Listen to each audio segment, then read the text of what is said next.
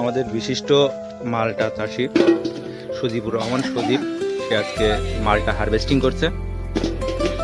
সাথে আরো কয়েকজন লোক আছে, আমরা তার কাজে হেল্প করছে। তো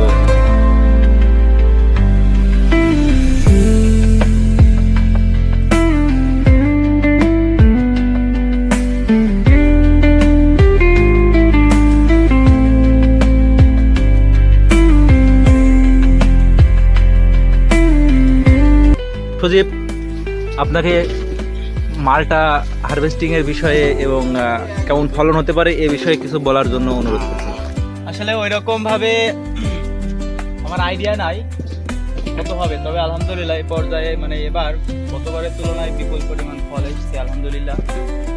এখন সম্পূর্ণ বাগান মালটা হারভেস্ট না করা পর্যন্ত বোঝা যাবে না যে কত মন হবে।